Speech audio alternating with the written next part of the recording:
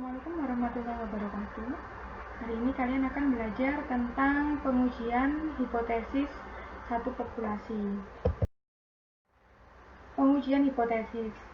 Pengujian hipotesis itu adalah prosedur yang berdasarkan pada bukti sampel yang dipakai untuk menentukan apakah hipotesis itu merupakan suatu pernyataan yang wajar dan oleh karenanya tidak ditolak, atau hipotesis tersebut tidak wajar dan oleh karena itu harus ditolak. Teori pengujian. Pengujian hipotesis ini punya tujuan yaitu untuk memutuskan apakah hasilnya itu akan menerima atau menolak hipotesis berdasarkan data yang diperoleh dari sampel. Jadi yang namanya pengujian hipotesis itu akan selalu kita miliki ya selama kita itu melakukan penelitian. Nah, kita melambangkan hipotesis ini dengan H0 atau kita sebut juga sebagai hipotesis 0 dan ada H1 atau hipotesis alternatif. Jadi H0 itu adalah hipotesis 0 yaitu suatu pernyataan mengenai nilai parameter dari populasi. Kemudian H1 itu adalah hipotesis alternatif yaitu suatu pernyataan yang diterima jika data sampel itu memberikan cukup bukti bahwa hipotesis 0 itu adalah ditolak. Ini adalah prosedur yang perlu kalian lakukan untuk menguji hipotesis. Yang pertama adalah merumuskan hipotesis. Merumuskan hipotesis itu maksudnya adalah kalian buat hipotesis 0-nya dan hipotesis 1. Kemudian langkah kedua menentukan taraf nyata atau probabilitas menolak hipotesis. Langkah ketiga menentukan uji statistik. Nah, ada beberapa banyak jenis ya pengujian statistik ini. Ada uji Z, ada uji T, F, Chi-square, dan sebagainya. Kemudian langkah keempat menentukan daerah keputusan. Dan langkah yang terakhir yaitu mengambil keputusan kira-kira H0-nya itu akan diterima atau H0-nya ditolak sehingga kita akan menerima H1. Hipotesis 0 atau H0 ya. Hipotesis ini tuh dimulai dengan asumsi bahwa hipotesis 0 itu adalah sesuatu yang benar. Selalu memakai tanda sama dengan, kurang sama dengan, atau lebih sama dengan. Jadi ada sama dengannya ya. Dan seringnya itu H0 biasanya sama dengan. Nah, kemudian H0 itu bisa diterima atau bisa ditolak. Berikutnya hipotesis alternatif atau H1. Nah, hipotesis alternatif itu memakai tanda lawan dari H0. Tadi kan kita punya sama dengan, berarti lawannya itu adalah tidak sama dengan. Kemudian kita tadi pakai lebih besar dari, berarti ini kita menggunakan lebih kecil gitu ya.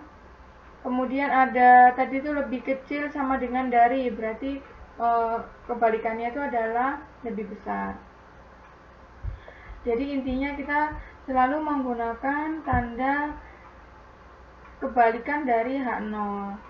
Nah, pada umumnya hipotesis alternatif ini adalah hipotesis yang dipercaya atau dibutuhkan oleh peneliti. Oke ya, ini adalah contoh dari hipotesis. Misalnya nih, apakah rata-rata suatu populasi menonton TV selama 12 jam? Nah, kita lihat kan di situ kan ada suatu populasi. Kalau kita mengamati suatu populasi, berarti kita bisa melakukan pengujian hipotesis atau melakukan perumusan hipotesis. Sehingga kita tuliskan, nah ini ya, pertanyaannya itu adalah mu sama dengan 12 atau rata-rata sama dengan 12. Ingat ya, kalau kita melihat soalnya itu adalah rata-rata suatu populasi, berarti kita menggunakan simbol untuk populasi, bukan simbol untuk sampel. Itu ya, kalau simbol untuk sampel maka rata-rata itu adalah X bar. Nah, kemudian lawan pertanyaan dari ini berarti adalah mu tidak sama dengan 12. Sehingga kita bisa tuliskan bahwasannya hipotesis alternatifnya itu adalah H1 mu tidak sama dengan 12. Dan hipotesis 0-nya H0 mu sama dengan 12. Berikutnya, apakah rata-rata suatu populasi menonton TV tidak selama 12 jam? Oke ya, berarti yang ditanyakan itu adalah kira-kira benar nggak sih rata-rata suatu populasi ini bukan 12 jam? Nah, pertanyaannya itu adalah berarti mu tidak sama dengan 12. Kemudian lawan pertanyaannya berarti adalah mu sama dengan 12. Sehingga hipotesis alternatifnya itu adalah mu tidak sama dengan 12. Dan hipotesis nolnya adalah H0 mu sama dengan 12. Jadi intinya itu adalah hipotesis alternatif itu adalah hipotesis yang dimiliki oleh peneliti. Jadi kan pastinya peneliti ini bertanya-tanya ya, kira-kira gimana ya, mungkin nggak populasi menontonnya itu tidak sama dengan 12 jam. Nah, berarti itu adalah hipotesis alternatif. Ini adalah proses pengujian hipotesis. Misalnya kita tuh pengen mengamati umur dari sebuah populasi ya. Kemudian kita dapatkan ternyata rata-rata umur populasinya itu adalah 50 tahun. Karena data realnya itu menyatakan seperti itu, maka kita itu bisa merumuskan hipotesis nolnya itu yaitu mu sama dengan 50. Nah, kemudian kita bertanya-tanya kira-kira rata-rata sampelnya itu 20 itu kira-kira sama tidak ya? Berasal dari populasi yang sama atau tidak? Itu ya. Kemudian nah, caranya gimana kalau kita memiliki hipotesis seperti itu? Maka kita perlu mengambil sampel dari populasi yang kita amati. Nah, pengambilan sampelnya itu dilakukan dengan sampel acak. Nah, dari sampel yang sudah kita dapatkan, kita mulai catat tuh umur rata-ratanya itu berapa ya. Apakah benar rata-ratanya itu, rata-rata dari sampel yang sedikit ini adalah 20. Nah, jadi hipotesis yang berikutnya adalah H0 mu kurang dari 50. Itu ya. Kalau tidak sesuai, maka hipotesis nolnya itu ditolak. Gitu ya. Berarti maksudnya itu kalau misalnya memang ternyata umur rata-rata sampelnya itu 20, maka kita harus menolak hipotesis nol. Kenapa? Karena hipotesis nol itu menyatakan bahwasanya rata-rata umur populasi itu adalah 50 tahun. Gitu ya. Tidak sesuai dengan umur rata-rata sampel sama dengan 20 tahun. Berikutnya level of significance atau alpha. Alpha itu adalah probabilitas maksimum yang bersedia kita terima demi mempertaruhkan error tipe 1. Error tipe 1 itu apa? Error tipe 1 itu adalah kesalahan saat menolak hipotesis 0 yang benar dan seharusnya itu diterima.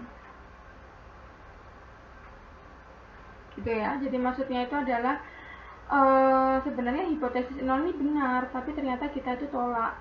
Kita menolak hipotesis tersebut. Nah, itu berarti adalah error tipe 1. Nah, level of significance atau alpha ini bisa dihitung dengan cara mengurangi antara 1 dengan tingkat keyakinan atau confidence interval. Jadi misalnya nih kita punya confidence intervalnya adalah 0,95, maka tingkat signifikansinya atau alfanya itu adalah 1 dikurangi 0,95 atau 0,05 atau 5%. Nah, pada umumnya tingkat alfa itu seringnya itu adalah 1%, 5%, dan 10%. Oke, ini adalah gambaran dari daerah ditolak. Tadi kan saya ceritakan ya bahwasannya kita itu akan memiliki kesimpulan ya pada saat pengujian hipotesis itu. Hipotesis nolnya itu bisa ditolak atau hipotesis nolnya itu gagal ditolak. Nah, gimana cara kita menarik kesimpulan itu? Nah, kita itu bisa menggambarkan data yang sudah kita miliki itu ke dalam kurva normal seperti ini ya. Oke, jadi misalnya itu adalah ini ada kurva distribusi normal, kemudian ada nilai alfa di sini. Nah, nilai alfa itu berasal dari nilai alfa itu adalah nilai yang sudah kita tetapkan dari awal. Itu ya. Jadi pada saat kalian melakukan pengujian hipotesis itu kalian atur nilai alfa kalian itu berapa. Nah, nilai alfa ini itu merupakan daerah yang ditolak, gitu ya. Jadi yang warna ungu itu adalah daerah yang ditolak. Kemudian batas dari daerah ungu ini adalah nilai kritis. Nah, kemudian sisa daerah alfa ini apa namanya? Kan yang namanya satu distribusi normal itu kan nilainya adalah 100% ya, luasannya itu adalah 100. Berarti 1 dikurangi alfa ini berarti daerah apa ini kira-kira? Nah, itu namanya adalah daerah gagal ditolak atau non-rejection region, gitu ya. Kemudian, nah, 1 minus alfa ini adalah tingkat kepercayaan. Misalnya nih kita punya uji sampelnya itu ada di titik sini.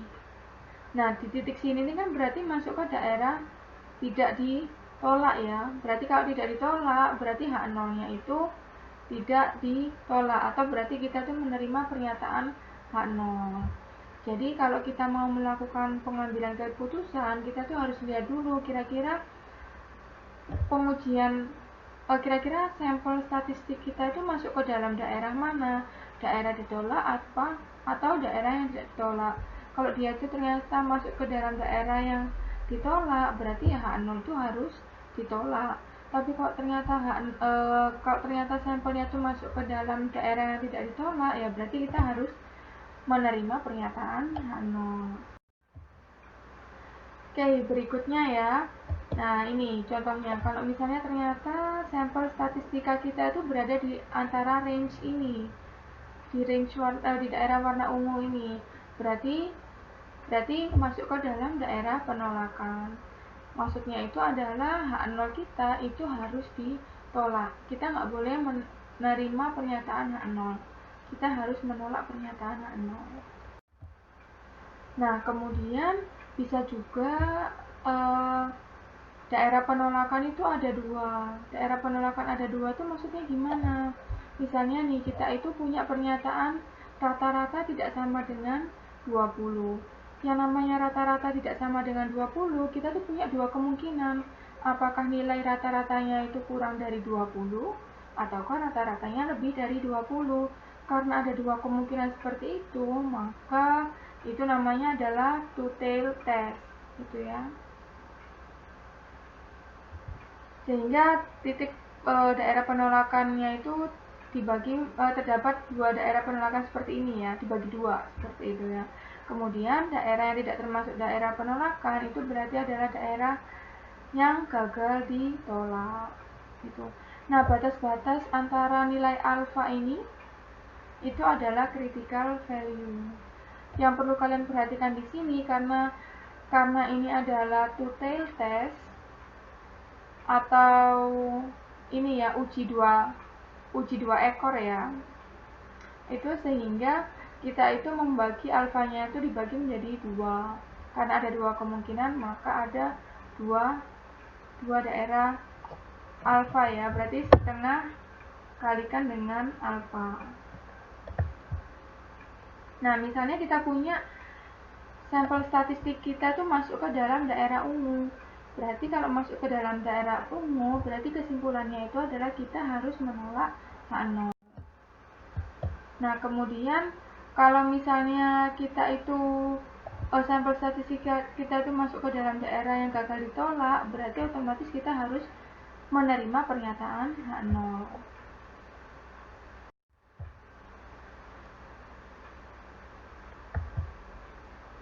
Kemudian karena di sini itu ada dua wilayah daerah penolakan, berarti kemungkinan kalau sampel statistikanya itu berada di daerah yang di sisi sini, itu juga masih masuk ke dalam daerah penolakan. Berarti kita tuh harus menolak H0.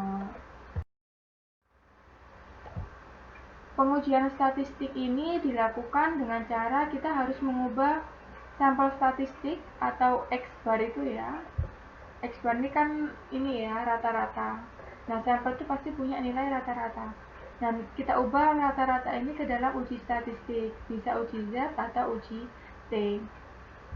Kemudian kita tentukan nilai kritis untuk level of significance atau alpha dari tabel atau dari komputer ya. Kalau kalian bisa lihat nilai tabelnya itu bisa lihat dari buku. Kemudian jika uji statistik itu berada di daerah penolakan H0, maka H0-nya itu harus ditolak. Oke, nah kan kita ini kan menguji satu populasi ya. Jadi parameter apa yang kita bisa uji itu ada parameter rata-rata, ada parameter proporsi, dan ada parameter varians. Nah, kalau kita pengen menguji yang namanya rata-rata satu populasi, itu bisa ada uji Z dan bisa ada uji T. Kalau kita pengen menguji proporsi, berarti kita tuh menggunakan uji Z. Kalau varians, kita menggunakan uji chi-square, seperti ini ya. Nah, ini tuh berlaku untuk one and two tail, satu atau dua ujung ya, atau ekor, seperti itu. Nah, kira-kira apa ya bedanya untuk yang uji Z dan uji T? Nah, biasanya perbedaannya itu adalah terletak di jumlah sampel. Kalau jumlah sampelnya itu lebih besar dari 30, kita menggunakan uji Z. Itu ya.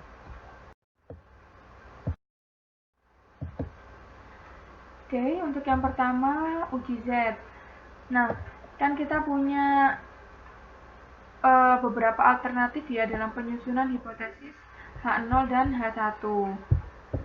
Misalnya untuk yang pertama nih ada H0, mu sama dengan mu 0, HA mu tidak sama dengan mu 0.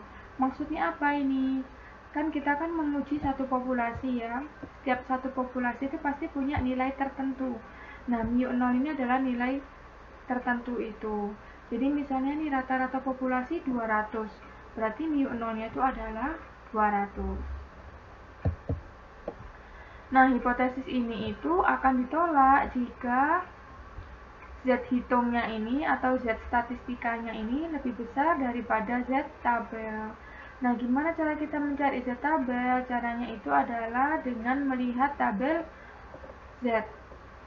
Dengan angkanya itu adalah 0,5 dikurangi dengan alfa per 2. Oke ya, yang perlu saya garis bawahi di sini adalah alfa per 2 ini. Kenapa kok dia alfa per 2? Karena dia itu adalah pengujian two tail. Karena ada dua kemungkinan lebih besar atau kemungkinan kurang dari. Untuk berikutnya, satu sisi. Ini ya, satu sisi arah atas. Jadi misalnya hipotesis 0-nya itu adalah mu kurang sama dengan mu 0. Maka H alternatifnya itu adalah kebalikan dari pernyataan H0, yaitu mu lebih besar daripada mu 0. H0 ini akan ditolak jika Z hitungnya itu lebih besar daripada Z tabel. Gimana cara kita mencari Z tabel? Kita langsung aja cari Z yang punya nilai 0,5 dikurangi dengan alfa. Nah, kalau ternyata Z hitungnya itu tidak sama dengan atau kurang dari Z tabel, maka kita harus menerima H0 gitu ya. Berikutnya, satu sisi arah bawah. Misalnya itu adalah mu lebih besar sama dengan mu 0. Berarti H alternatifnya itu harus kebalikannya, berarti mu kurang dari mu 0. Pernyataan ini tuh ditolak jika Z hitungnya itu lebih kecil daripada minus Z tabel atau 0,5 dikurangi dengan alfa. Kalau tidak memenuhi hal ini, atau misalnya Z hitungnya itu lebih besar daripada Z tabelnya, maka H0 itu gagal ditolak, atau kita harus menerima pernyataan H0. Nah, gimana cara kita untuk mencari nilai Z? Kita bisa cari dengan menggunakan rumus ini ya. X bar atau rata-rata sampel itu dikurangi dengan mu atau rata-rata populasi dibagi dengan standar deviasi dibagi dengan akar N. Akar N itu adalah jumlah sampel. Oh ya, jangan lupa ya, karena standar deviasinya ini adalah bentuknya itu adalah Latin, sehingga standar deviasi yang di situ itu adalah standar deviasi milik populasi. Oke, contoh dari pengujian Z itu ya. Bisnis yang menguntungkan sejak krisis adalah melayani orang-orang kaya. Salah satu bentuk pelayanan adalah mobil mewah. Harga mobil orang-orang kaya rata-rata mencapai 1 miliar. Dari hasil survei terhadap 36 dealer mobil mewah, diketahui bahwa harga rata-rata mobil mewah itu sebesar 1,44 miliar dengan standar deviasi 0,37 miliar. Dengan alfanya itu adalah 5%, kira-kira apakah harga mobil orang kaya itu sama dengan 1 miliar? Oke ya. Jadi di sini itu kita punya beberapa data. Yang pertama itu adalah 1 miliar. Ini ya. 1 miliar itu apa? 1 miliar itu adalah rata-rata populasi. Kok taunya populasi? Karena data ini tuh mencakup data yang umum ya, sehingga kita bisa mengasumsikan bahwasannya ini tuh adalah rata-rata populasi. Kita lihat di sini, harga mobil orang-orang kaya rata-rata mencapai 1 miliar. Berarti nilai 1 miliar ini itu adalah rata-rata populasi. Nah, kemudian dari populasi tersebut, si orang yang melakukan survei ini ngambil sampel sebesar 36 dealer mobil mewah. Nah, dari 36 dealer mobil mewah ini ternyata diketahui bahwasannya rata-rata mobil mewah itu adalah atau memiliki harga sebesar 1,44 miliar. Berarti 1,44 miliar ini adalah rata-rata sampel. Kok bisa rata-rata sampel? Karena nilai ini kita ambil dari atau berasal dari sampel yang kita ambil dari populasi. Gitu ya. Kemudian standar deviasi 0,37 miliar. Oke ya. Nah, berarti untuk menjawab soal sebelumnya, maka kita perlu menyusun H0 dan H1-nya terlebih dahulu. Oke, kita lihat ada pernyataan bahwasannya harga mobil orang-orang kaya rata-rata itu mencapai 1 miliar. Berarti pernyataan ini tuh merupakan pernyataan fakta ya. Nah, pernyataan fakta itu berarti kita rumuskan di dalam H0. Jadi H0-nya itu mu sama dengan 1 dan H alternatifnya itu adalah mu tidak sama dengan 1. Jadi H alternatif ini lawan dari H0. Kemudian kita tentukan nilai Z-nya ya, Z tabelnya. Nah, nilai Z tabel ini kita cari berdasarkan tingkat signifikansi atau alfa. Alfa yang kita miliki itu adalah 5%. Tapi karena hipotesis ini tuh hipotesis dua sisi, maka alfanya ini perlu dibagi menjadi 2. Jadi Z alfa per 2 atau Z 5% dibagi 2 ya, 2,5%. Nah, 2,5% itu maksudnya seperti ini. Jadi 2,5% di sisi kiri dan 2,5% di sisi kanan. Nah, kalian itu punya tabel itu di mana luas permukaan yang harus diketahui itu adalah luas permukaan setelah 0. Berarti kalau kita sudah tahu luasan di sini 2,5, maka sisa yang di sini adalah 0,475. Seperti perhitungan ini ya. Jadi kita cari di sini 0,475. Nah, itu berarti nilainya adalah 1,96. Seperti itu. Oke, langkah berikutnya kita bisa gambarkan kurvanya. Nah, kita gambarkan kurvanya itu berdasarkan data yang sudah kita dapatkan. Data apa saja? Yang pertama, kita tadi sudah punya nilai alfa. Alfanya adalah 0,05. Tapi karena pengujian kita itu adalah pengujian dua sisi yang diakibatkan karena hipotesis kita itu adalah hipotesis yang tidak sama dengan punya dua kemungkinan, maka 0,05 itu dibagi menjadi 2. Berarti yang sisi sini itu adalah 0,025 dan sisi yang sebelah sana adalah 0,025. Nah, kira-kira batas 0,025 ini berapa ya? Nah, batasnya itu adalah kalau yang di sisi sini itu adalah minus 1,96. Kalau yang di sisi yang lainnya adalah 1,96. Kok bisa seperti itu? Bisa karena apa? Karena tadi kan dari tabel itu kita dapatkan nilai 0,025 itu berada pada 0,196. Kita nggak langsung lihat ada nilai 0,025-nya, cuma kita harus mengurangi 0,5 dikurangi dengan 0,025.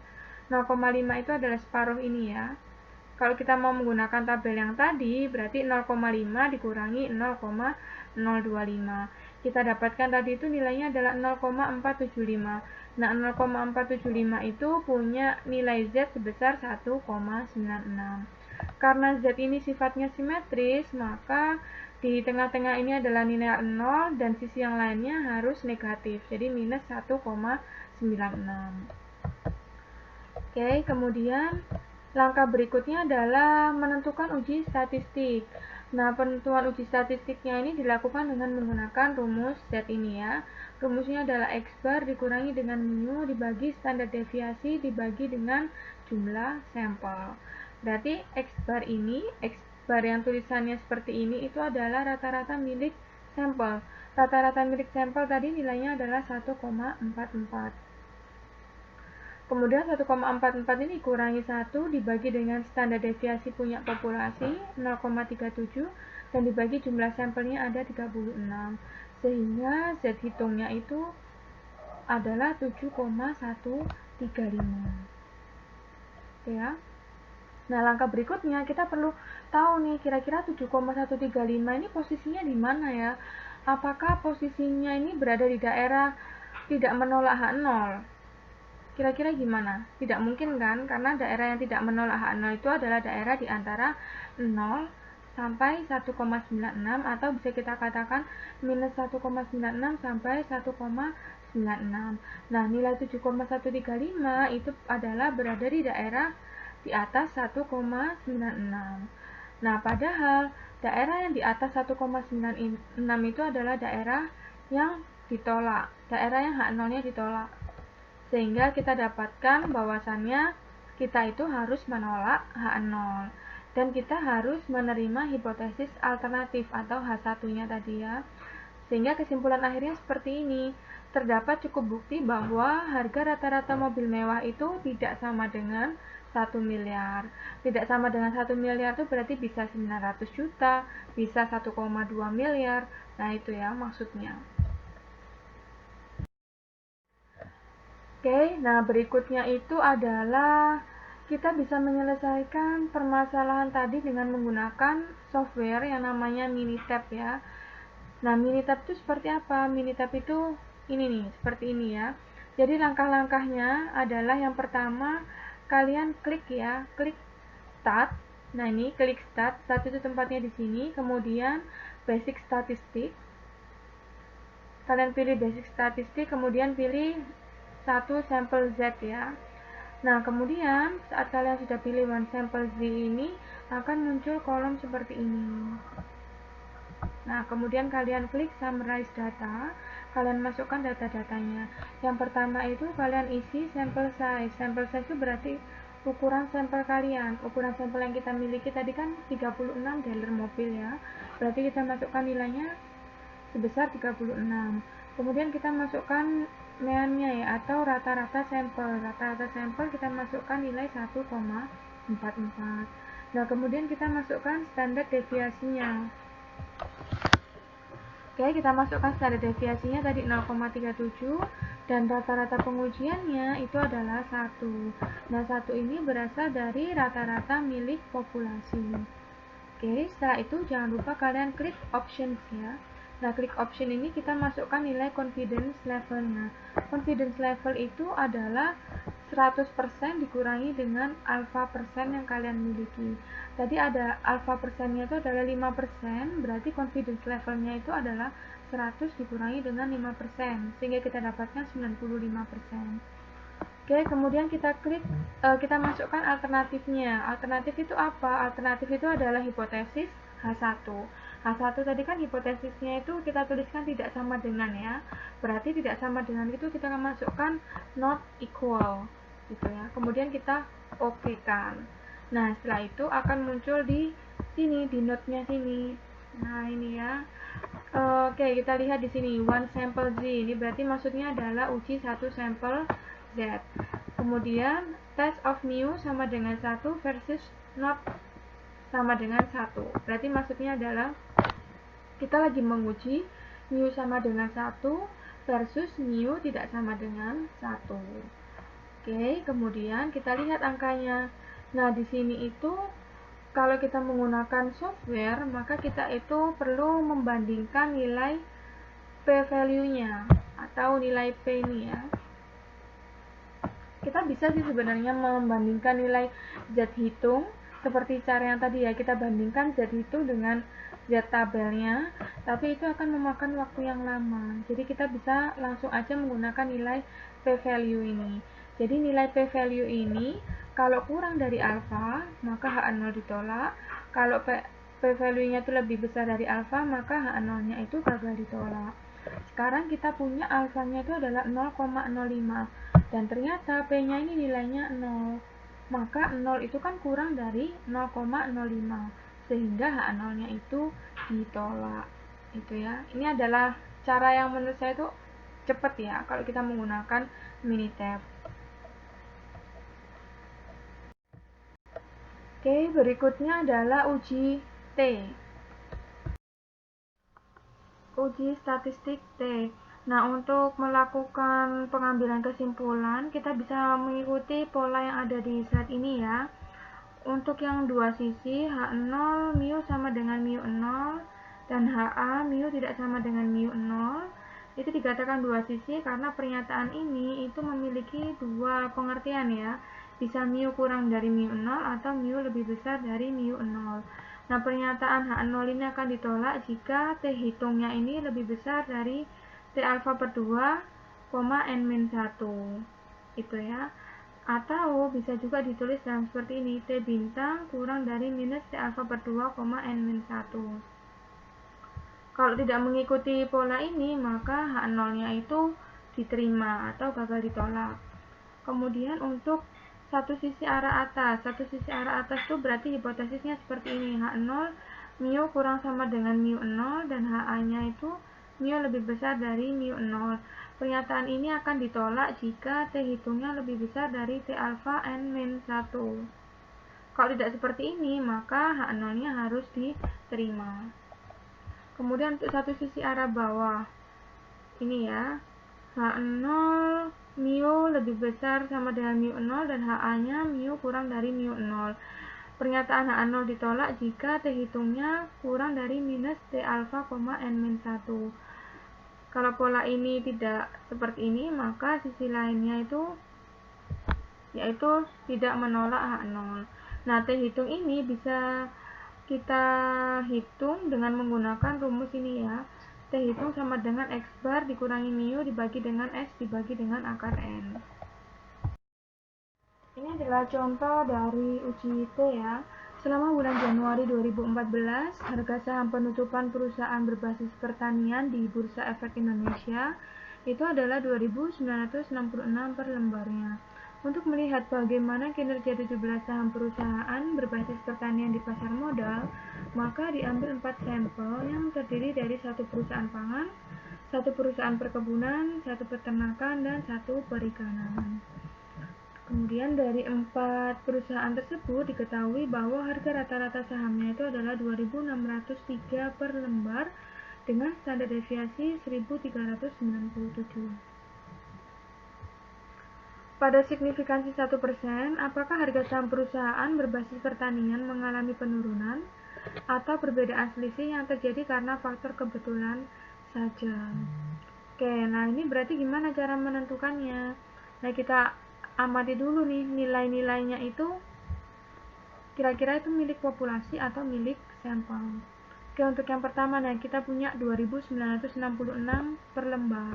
Kira-kira ini nilai apa? Nilai rata-rata sampel atau rata-rata populasi?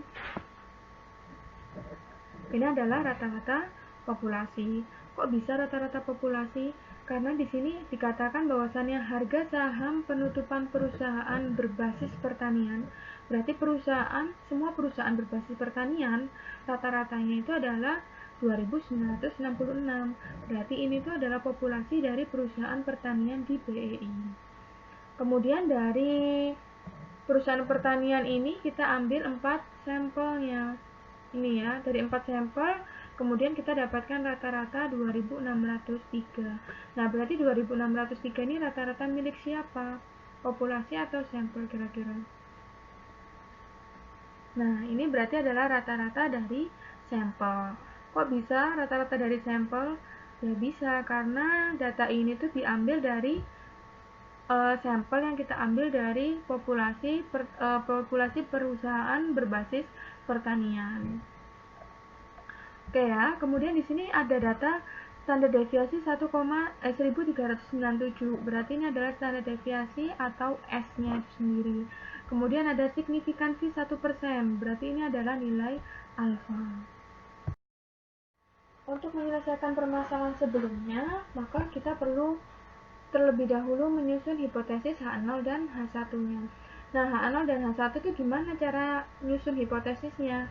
Nah, kita dasarkan dari pertanyaan di akhir soal tadi ya. Kita tadi sudah baca bahwasannya ada pertanyaan apakah harga saham perusahaan berbasis pertanian mengalami penurunan. Nah, kalau kalian amati pertanyaan seperti ini, kata-kata ini kira-kira kata-kata yang pertanyaan yang dimiliki oleh peneliti atau pernyataan yang sudah ada sebelumnya. Pastinya ini tuh adalah pernyataan yang sudah dipertanyakan oleh si peneliti ya. Jadi penelitinya bertanya-tanya kira-kira harga sahamnya ini beneran mengalami penurunan atau tidak kayak gitu ya. Nah, karena ini sudah merupakan pernyataan dari penelitinya, maka kita bisa menyusun H1 terlebih dahulu. Maka H1-nya itu adalah rata-ratanya kurang dari rata-rata populasi. Nah, kok bisa kurang dari rata-rata populasi? Bisa, karena apa? Karena dia ucapkan di sini mengalami penurunan. Kalau mengalami penurunan, berarti nilainya itu pasti sudah pasti lebih rendah dari rata-rata populasi. Sehingga kita buat H alternatifnya ini mu kurang dari 2966. Maka H0-nya sudah pasti lawan dari HA. Berarti mu lebih besar sama dengan 2966. Oke, kemudian kita gunakan kita cari nilai T-nya ya berdasarkan dari nilai yang ada di tabel uji T. Oke, kita punya data signifikansi 1%, berarti alfanya ini 1%. Kemudian DF-nya ini sama dengan 3. DF itu apa? DF itu adalah derajat kebebasan. Tadi kita punya sampel itu 4 ya, maka 4 dikurangi 1, dapatnya adalah 3. Nah, berarti nilainya gimana? Ini 3, kemudian kita cari 0,01. Berarti nilainya adalah 4,541. Langkah berikutnya adalah kita gambarkan kurvanya. Tapi sebelumnya kita tuliskan terlebih dahulu kira-kira bagaimana cara mengambil kesimpulan dengan kondisi seperti ini ya. Tadi kan kita punya satu sisi arah bawah H0 mu lebih besar sama dengan mu 0 dan H alternatif mu kurang dari mu 0. Nah, karena di sini dikatakan satu sisi arah bawah, maka nah ini ya gambar kurvanya. Tadi kita dapatkan T tabelnya itu adalah 4,541. 4,541 itu kan berarti dia memiliki nilai positif ya. Cuma karena dikatakan satu sisi arah bawah, sehingga kita tuliskan sebagai minus 4,541. Yang perlu diingat bahwasannya kurva normal ini simetri ya. Jadi kalau kanan 4,541, maka simetrinya itu sini juga minus 4,541. Oke, berarti karena satu sisi arah bawah, daerah warna ungu itu adalah daerah yang reject H0 atau H0 yang ditolak. Kemudian alfanya itu adalah 0,01. Kemudian kita tentukan uji statistiknya dengan cara memasukkan nilai-nilai ke rumus ini ya. X bar-nya itu adalah rata-rata sampel dan mu ini adalah rata-rata populasi. Kemudian S ini standar deviasi sampel dan N ini adalah jumlah sampel. Kita dapatkan T hitungnya atau T statistiknya itu adalah minus 0,52. Nah, Oke, dari sini kita sebenarnya bisa langsung mengambil kesimpulan dengan cara kita lihat dulu minus 0,52 ini terletak di antara terletak sebelum atau sesudah minus 4,541. Nah, minus 0,52 ini ternyata terletak di daerah warna putih ini. Karena termasuk di daerah warna putih ini berarti H0-nya gagal ditolak atau H0-nya diterima.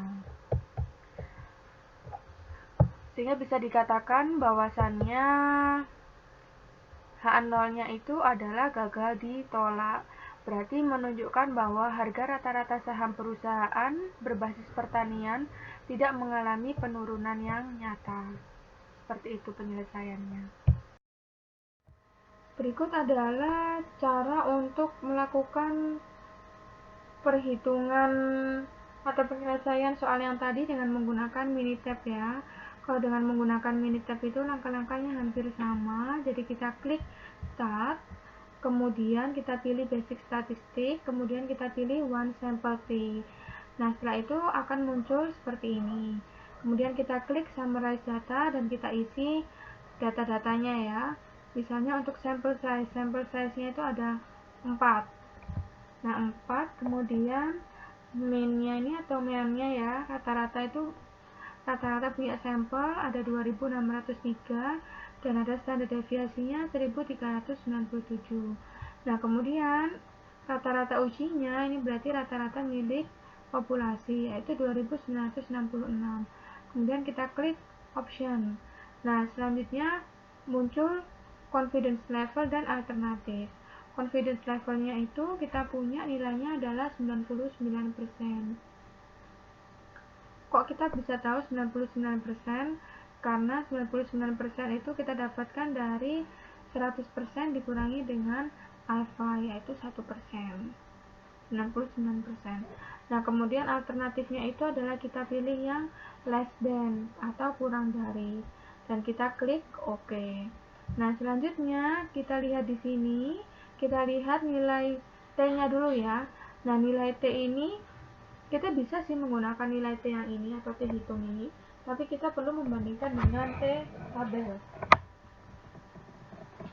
Nah, karena agak ribet, ini kita perlu melihat langsung aja nilai yang P ini ya. P-nya itu adalah 0,32. Nah, nilai P ini kita bandingkan dengan nilai alfa.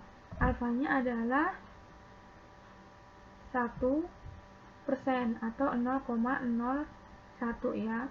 Sehingga P-nya ini lebih besar dari alfa. Kalau P-nya lebih besar dari alfa, maka H0-nya gagal ditolak atau H0-nya harus diterima. Untuk pengujian berikutnya yaitu pengujian parameter proporsi. Nah, kalau pengujian parameter proporsi ini dilakukan dengan menggunakan uji Z ya. Dan ini bisa uji satu sisi atau bisa juga dua sisi. Nah, ada asumsi yang kita gunakan. Yang pertama itu adalah sampel acak diambil dari populasi.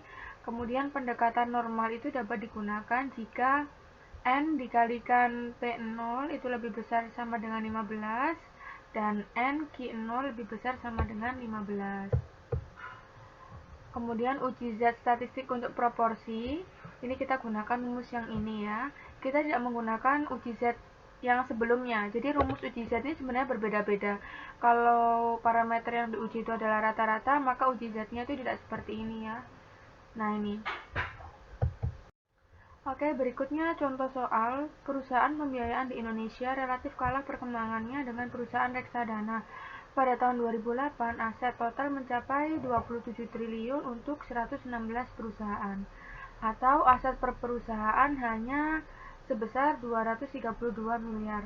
Bandingkan dengan reksadana di mana aset total mencapai 150 triliun untuk 128 perusahaan, atau setiap perusahaan ini mempunyai aset 1,17 triliun. Pada bulan Juni, walaupun perusahaan pembiayaan relatif kurang berkembang, ternyata lebih dari 50% merupakan perusahaan yang sehat. Untuk meneliti lebih lanjut tentang perkembangan perusahaan pembiayaan, diambil sebanyak 43 perusahaan sebagai sampel. Hasil penelitian menunjukkan bahwa 67% sehat dengan menggunakan tarif nyata 1%. Apakah hasil penelitian cukup bukti? Oke, dari contoh soal ini kita lihat dulu ya. Nah, di sini kita lihat ada proporsi. Ada proporsi 50%. 50% ini berarti proporsi atau peluang yang baik ya. Kemudian ada dari nilai ini itu kemudian kita ambil sampel sebanyak 43 perusahaan dan dikatakan terdapat 67% yang sehat. Seperti itu. Untuk memecahkan permasalahan tersebut, maka kita perlu menentukan terlebih dahulu hipotesis nol dan hipotesis alternatifnya. Nah, caranya bagaimana? Kita coba cari dulu pernyataan yang mungkin bisa dijadikan hipotesis nol atau hipotesis alternatif dari soal ya. Nah, tadi saya temukan ada pernyataan seperti ini. Ternyata lebih dari 50% merupakan perusahaan yang sehat. Nah, ini kan merupakan pernyataan yang memang menjadi fakta ya dalam penelitian tersebut. Karena ini merupakan suatu fakta, maka itu pernyataan tersebut itu bisa dijadikan sebagai hipotesis nol, sehingga hipotesis nolnya itu adalah P lebih besar sama dengan 0,5. Nah, untuk hipotesis alternatifnya bagaimana? Hipotesis alternatifnya itu pasti lawan dari hipotesis nol, sehingga P kurang dari 0,5. Untuk alfanya atau tingkat signifikansinya itu adalah 0,01. N-nya itu sama dengan 43. N sama dengan 43 itu kan tadi dia itu ambil sampel sebanyak 43 perusahaan. Nah, kalau kita gambarkan daerah kritisnya, maka bentuknya seperti ini ya. Oke, jadi di sini ada daerah penolakan, yaitu 0,01. Kemudian di sini ada minus 2,33. Nah, cara mencari minus 2,33 ini bagaimana? Kita lihat dari tabel uji Z. Itu ya, tabel uji Z dengan nilai alfanya itu adalah 0,01. Nah, di sini adalah contoh bagaimana cara mencari nilai Z tabelnya ya. Kita tadi punya alfa sama dengan 1% dan nilai Z alfanya itu ketemu 2,33. Nah, kok bisa seperti ini? Jadi gini ya. Karena kita punya alfa 1% dan yang namanya Z tabel ini kan yang namanya kurva Z ini kan nilainya itu adalah 100% ya. Probabilitas itu pasti maksimal 100%. Kemudian dikurangi dengan 1%, kita dapatkan nilainya adalah 99%. Nah, tapi yang namanya 99% ini itu mencakup keseluruhan kurva gitu ya. Tapi kan ternyata kalau di tabel ini tuh hanya mencakup data-data di atas nilai 0 ya. Berarti luas permukaan yang tersisa ini berapa? Kalau kita sudah tahu di sini nilainya itu adalah 1%, berarti di sini adalah 99. Ini kan segini, berarti 99 dikurangi dengan yang warna putih ini 50, berarti sisanya ini adalah 0,49. Berarti 0,49 itu kita cari di sini, kita punya nilainya itu adalah sekitar 2,33 gitu ya. Nah, tadi kan kalian lihat nilainya kok negatif. Nilainya negatif itu karena didasarkan dari ini ya, karena dia itu berada di posisi sebelah sini, maka dikasih nilai negatif gitu kan. Jadi kan kalau misalnya di tabel Z ini distribusi normalnya itu atau kurva normalnya itu kan simetris, jadi otomatis kalau di sebelah sini 2,33 maka di sini adalah minus 2,33. Oke, jadi kita sudah punya data seperti ini ya. Kemudian untuk uji statistiknya kita hitung. Nah, ini P topi ini adalah proporsi sesuai dengan keadaan realnya tuh bagaimana. Keadaan realnya tadi kan menyatakan bahwasannya ternyata 67% perusahaan itu sehat, sehingga itu merupakan nilai P topi ini. Kemudian P topi dikurangi dengan P0 ya, 0,5. Nah, kemudian P0 0,5 Q0. Nah, Q0 nya gimana? Q0 itu adalah 1 dikurangi dengan P0. sehingga ketemu nilainya 0,5. N ini adalah jumlah perusahaan, yaitu sama dengan 43. Sehingga kita dapatkan nilainya adalah 2,229. Oke, jadi dari sini kita coba lihat ke kurva yang ini tadi ya. Di kurva itu daerah menolak H0 itu adalah daerah di bawah minus 2,33. Nah, sekarang kalian cari tahu kira-kira 2,229 ini posisinya setelah 2,33 atau sebelum 2,33. Nah, ternyata 2,229 ini berada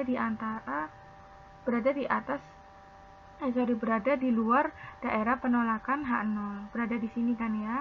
Sehingga kita katakan bahwasannya itu H0 gagal ditolak. Sehingga keputusannya tidak cukup bukti menolak H0. Berarti kesimpulannya 50% lebih perusahaan pembiayaannya itu adalah sehat. Jadi kita menerima pernyataan H0. Nah, ini adalah contoh dari perhitungan lewat software ya, software Minitab. Nah, caranya itu adalah kita klik start, kemudian pilih basic statistik, pilih one proportion, kemudian klik summarize data. Nah, ini kemudian kalian masukkan angka-angkanya. Yang pertama ini ada kolom number of trials. Number of trials itu diisi dengan jumlah sampel yang diambil. Tadi kita punya sampel ada 43 perusahaan ya. Kemudian number of events ini dimasukkan jumlah kejadian sukses. Jumlah kejadian sukses dalam permasalahan yang tadi itu peluang dari perusahaan yang sehat. Tadi kan peluang yang sehat itu 67% ya. Berarti 67% dikalikan 43, berarti ada sekitar 29 perusahaan yang sehat. Berarti number of event ini adalah 29. Kemudian kita klik option, kemudian kita masukkan confidence levelnya. Confidence levelnya itu berarti 100% dikurangi dengan tingkat signifikansi 1%, berarti 99. Dan test proportionnya ini berarti peluang perusahaan sehat ya, 0,5. Dan alternatifnya kita pilih yang less than itu ya, kemudian kita oke kan. Nah, seperti ini ya, sehingga kita dapatkan nilai ini. Nah, kemudian kalau kita membandingkan nilai Z-nya ini, maka kita butuh waktu untuk mencari Z tabel. Nah, akan lebih mudah kalau kita membandingkan nilai p-value-nya dengan alfa. P-value-nya 0,989 ini lebih besar daripada alfa, sehingga H0-nya itu gagal ditolak, atau kita harus menerima pernyataan H0. Oke, berikutnya adalah uji variansi ya, atau bisa kita katakan sebagai chi-square test. Jadi X ini dinamakan chi, kemudian 2-nya ini, pangkat 2 ini dinamakan square. Jadi dikatakan uji ini adalah uji chi-square. Berikut adalah beberapa ciri dari uji chi-square ya. Uji chi-square ini digunakan untuk menguji varian satu populasi. Kemudian asumsi pendekatan populasinya itu adalah distribusi normal. Hipotesis nolnya ditulis seperti ini ya, karena varian populasi itu simbolnya adalah tau kuadrat, maka kita masukkan di sini adalah tau kuadrat. Uji statistiknya, nah ini, atau chi-square hitungnya ya, sama dengan n-1 dikalikan s kuadrat dibagi dengan tau kuadrat. N ini adalah jumlah sampel, kemudian S ini adalah varian dari sampel, dan tau-nya ini adalah varian dari populasi. Distribusi chi-square. Nah, ini ya maksud dari distribusi chi-square itu, jadi misalnya kita itu punya populasi. Nah, populasi itu digambarkan dengan distribusi normal yang dikarakteristikkan dengan nilai rata-rata dan standar deviasi. Nah, penelitian ini diambil dengan cara mengambil sampel dengan acak, jumlah sampel N, dan kita hitung nilai S kuadratnya. Kemudian dari nilai S kuadratnya ini kita dapatkan X kuadrat atau chi-square-nya dengan memasukkan ke rumus yang tadi itu ya. Kemudian kita bandingkan dengan chi-square dari tabel. Nah, chi-square dari tabel itu kalau digrafikan bentuknya seperti ini ya. Ternyata distribusi sampel untuk ukuran sampel itu memiliki distribusi yang berbeda-beda. Oke, untuk permasalahan yang pertama ya, mencari nilai kritis. Bagaimana nilai kritis atau chi-square itu diberikan? Misalnya kita punya H alternatif chi-square lebih besar dari 0,7 dan kita pengen bertanya-tanya nih, kalau saya punya sampel 3 dan tingkat signifikansinya 0,05, maka kira-kira kesimpulannya bagaimana, diterima atau ditolak, seperti itu. Nah, kita gambarkan grafiknya terlebih dahulu, kemudian karena di sini itu lebih besar, variasinya ini lebih besar, maka kita mengambil daerah yang di atas ya, daerah yang sebelah sini, bukan daerah yang sini. Daerah yang sini itu nilainya alfanya adalah 0,05. Dari tabel chi-square kita bisa lihat nilai ada degree of freedom, ada nilai alfanya. Ya udah, tinggal kita cari aja alfanya 0,05 dan df-nya itu adalah n dikurangi 1. 3 kurangi 1 adalah 2, berarti nilainya itu adalah 5,991. Nah, ini ya, berarti batasnya itu adalah 5,991. Bagaimana nilai kritis chi-square diberikan? Apa yang terjadi jika daerah penolakan berada di sebelah kiri? Nah, kalau daerah penolakan berada di sebelah kiri, maka chi-square-nya ini punya tanda kurang dari 0,7. Ya. Untuk mencari nilai kritis dengan kasus H alternatif varian kurang dari 0,7 itu bisa dicari dengan seperti ini ya. Jadi kita gambarkan daerahnya. Karena kurang dari 0,7, maka kita fokus ke daerah yang sebelah kiri untuk daerah penolakan H0-nya. Nah, sementara itu kita harus mencari tahu kira-kira luasan dari daerah yang warna putih ini berapa ya, sehingga kita bisa ketemu nilai titik kritis di sini.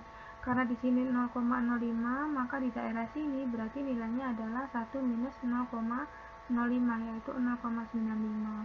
Berarti 0,95 dengan df 2. Berarti nilainya adalah 0,103. Jadi di sini itu adalah 0,103. Ini adalah contoh dari uji chi-square. Apakah variasi kotak sereal diukur dengan uji varian sama dengan 15 gram? Sampel acak dari 25 box mempunyai varian 17,7 gram. Tarif nyata sebesar 5%. Oke, jadi di sini itu kita bertanya-tanya kira-kira variasi kotak sereal ini kira-kira uji variannya sama dengan 15 gram atau tidak. Berarti kalau dilihat dari pernyataan ini, otomatis ujinya itu memiliki makna uji dua sisi ya. Nah, kita tentukan seperti ini. Hipotesisnya berarti chi-square sama dengan 15. Alternatifnya berarti lawan dari pernyataan ini, yaitu tidak sama dengan 15. Kemudian alfanya 0,05, df-nya itu adalah 25 dikurangi 1, sama dengan 24. Oke, karena alfanya ini 0,05 dan yaitu dua sisi, maka 0,05 ini dibagi 2. Berarti di sisi sini 0,025 dan di sebelah kanan ini berarti 0,025. Nah, kira-kira luas area di sini berapa?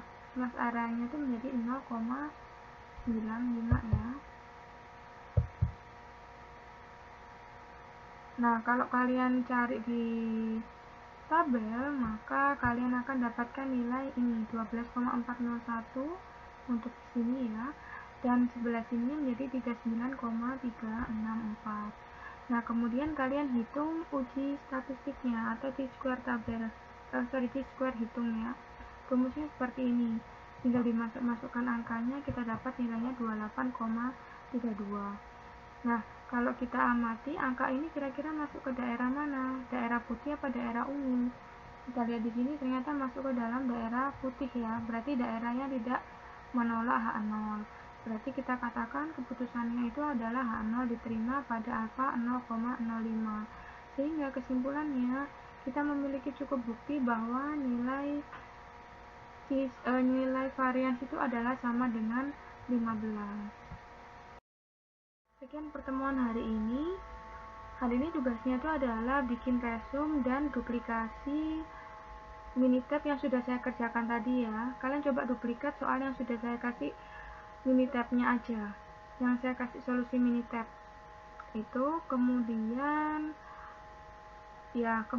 hasil dari Minitab itu kalian screenshot, kemudian kalian masukkan ke dalam PDF kalian. Oke, terima kasih atas perhatiannya. Mohon maaf jika saya ada salah. Selamat belajar, semangat belajar. Assalamualaikum warahmatullahi wabarakatuh.